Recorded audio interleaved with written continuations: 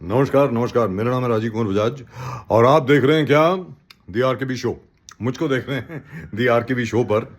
देखिए साहब, ऐसा है, एक बहुत बड़ी बरनौल मूवमेंट है। बरनौल मूवमेंट क्या है? बरनौल मूवमेंट क्या होती है? बरनौल बरनौल होती है जब कहीं आगजनी हो जाती है, जब आग लग जाती है, जब आग आग की वजह से आपकी त्वचा के ऊपर कोई घाव आ जाता है तो बरनौल लगाई जाती है।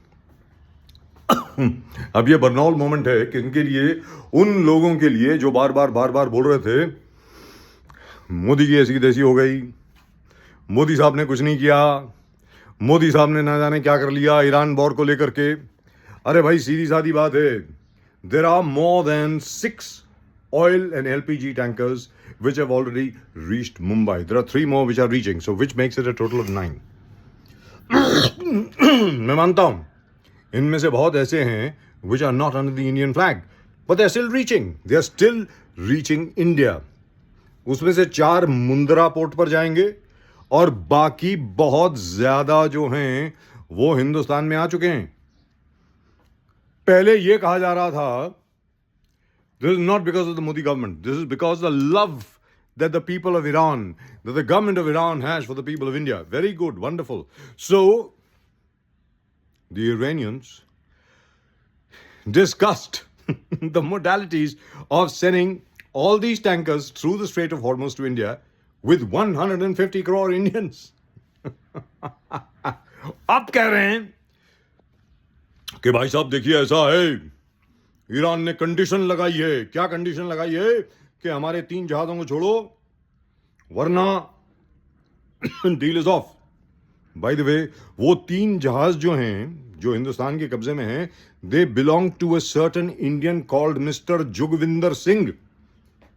जरा पता कर लीजिए।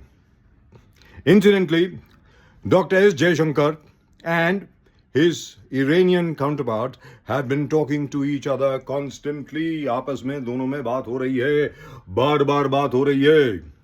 और हमारे जो कांग्रेसी हैं, they are quoting a Mihir Sharma.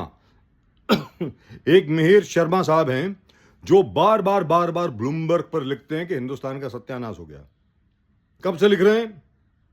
2014 से 2026 तक लिख रहे हैं। और पवन खेरा साहब उनको कोट कर रहे हैं।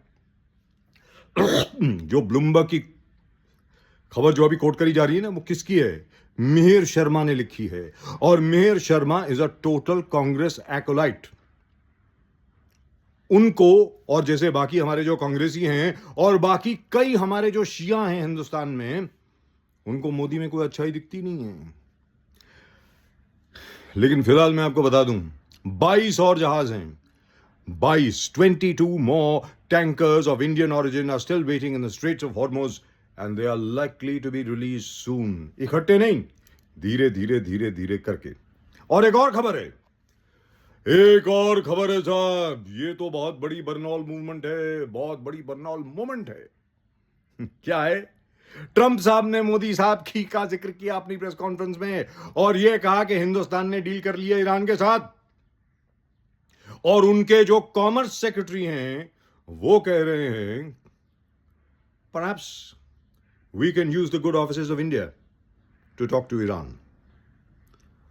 तो क्या ट्रंप साहब मोदी साहब को रिक्वेस्ट करेंगे कि आप मध्यस्थता कीजिए, please mediate between Iran and us? Food for thought. That's it, that's all I have got for you. और अच्छी खबर है, ये भी बता दूं आपको, बहुत अच्छी खबर है हिंदुस्तान के लिए। हिंदुस्तान के लिए बहुत अच्छा हो रहा है। We are not involved in this war. Everybody is a friend of India. We are continuing with a non-aligned policy of Pandit Jawaharlal Nehru. India is always with everybody. That's it.